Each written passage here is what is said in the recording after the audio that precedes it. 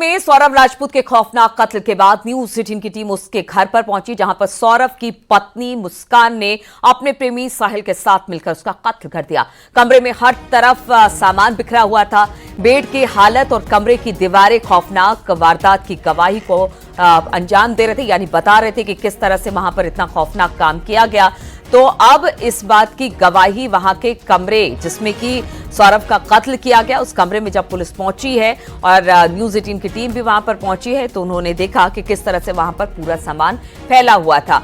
News 18 की team उस घर में पहुंची जहां पर सौरभ की पत्नी मुस्कान और उसके प्रेमी साहिल ने एक साथ मिलकर सौरभ का कत्ल किया, उसके टुकड़े किए, ड्रम में भरा। और कमरे में जब न्यूज 18 की टीम दाखिल हुई तो उसने देखा कि किस तरह से वहां पर सामान बिखरा पड़ा है। बेड की हालत और कमरे की हालत जो ऐसी थी जिसे देखकर आपके रूह कांप जाएगी, आपके रोंगटे खड़े हो जाएंगे। बातचीत करने के लिए आनंद तिवारी इस वक्त हमारे साथ जुड़ गए हैं। आनंद, इस पूरी घटना ने सबको झकझोर दिया है। एक एक कर कई राज रोज निकलकर सामने आ रहे हैं और अब कमरे की हालत देखकर साफ अंदाजा लगाया जा सकता है कि यहां पर कितनी बड़ी कत्ल की वारदात को अंजाम दिया गया। क्या देखा आपने, जरा बताइए इस कमरे में। देखिए, जिस तरह से पहले जो साहिल शुक्ला है उसके कमरे की जो तस्वीरें सामने आई थी उसमें देख सकते हैं आप कि किस तरह से शैतानों की तस्वीरें उकेर रखी थी, सिगरेट की तस्वीरें दीवारों पे उकेर रखी हैं।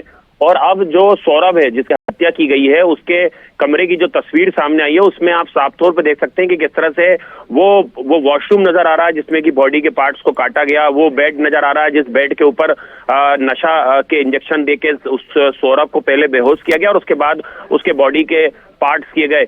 इसमें गौर करने वाली बात है, उसी बेड पर आप देख सकते हैं पर्स जो है वो नजर आ रहा है मुस्कान का, और एक मिक्सर ग्राइंडर जो है वो नजर आ रहा है। इससे ये एक तरीके से शक हो रहा है पुलिस को कि कहीं बॉडी पार्ट्स को कहीं पीसने की कोशिश तो नहीं की गई थी मिक्सी के जरिए और सबूत मिटाने के लिए कि जो बॉडी पार्ट्स हैं वो मिले नहीं पुलिस को, जब उन्हें डंप किया जाए कहीं पे छुपाया जाए।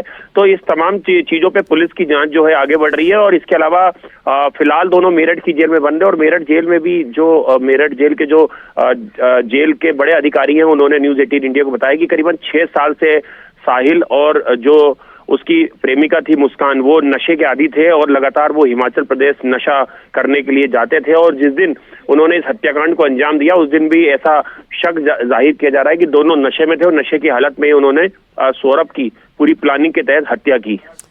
बिल्कुल आनंद, आप जिस तरह से कह रहे हैं सामान बिखरा हुआ है, मिक्सी भी वहां पर रखा हुआ है, यानी अगर इस मेरठ केस की बात की जाए तो जो दोनों आरोपी थे उन्होंने मतलब क्रूरता की इंतहा पार कर दी। ऐसी कोई भी चीज नहीं छोड़ी जिससे कि आपको लगे कि ये नॉर्मल है। इन्होंने वो हर चीज किया जिसके बाद अब पुलिस भी इस पूरे मामले में जांच पड़ताल कर रही है और जो सुन रहा है आनंद वो भी हैरान है।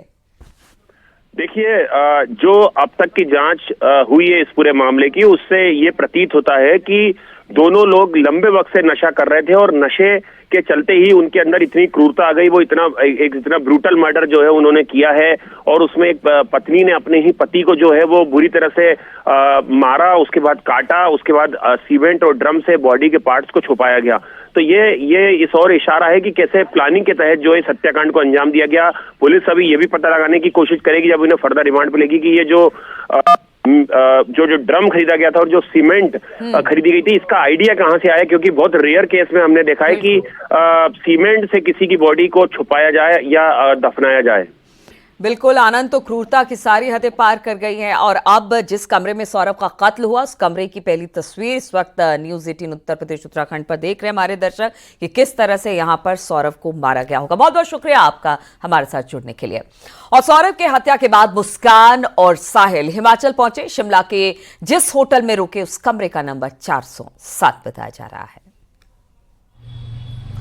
तो देखिए यहां पर सौरभ के कत्ल करने के बाद जब दोनों घूमने निकले, आप समझिए कि किस तरह से इनका माइंडसेट था, किस तरह से इन्होंने कत्ल के बाद बिल्कुल रिलैक्स होकर घूमने का प्लान बनाया।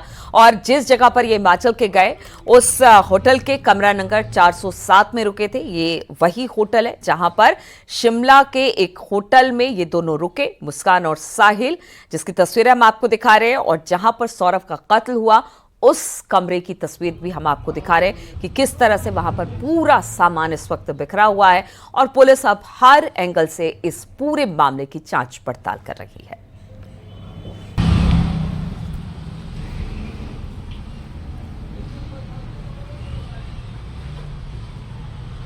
तो कमरा नंबर 407 शिमला का ये वही जहां पर मुस्कान और साहिल ने कत्ल करने के बाद घूमने फिरने का प्लान बनाया था, वो कमरा भी हम आपको दिखा रहे हैं। और जिस कमरे में सौरभ का कत्ल किया और सौरभ के कत्ल के बाद किसी के चेहरे पर कोई शिकन नहीं थी, दोनों घूमने निकले, उन्होंने होली मनाई, सब कुछ किया, मौज मस्ती की। और जब ये मामला खुला है तो बहुत सारी बातें सामने आ रही है। अब ये दो तस्वीर सामने आई है जहां पर सौरभ का कत्ल हुआ, जिस कमरे में सौरभ का कत्ल हुआ वो कमरा भी हम आपको दिखा रहे हैं। और साथ ही कत्ल करने के बाद दोनों घूमने फिरने निकल गए, शिमला पहुंचे, वहां पर उन्होंने खूब एंजॉय किया जिस कमरे में वो ठहरे हुए थे, कमरा नंबर 407, जो इस वक्त आप अपने टीवी स्क्रीन पर देख पा रहे हैं।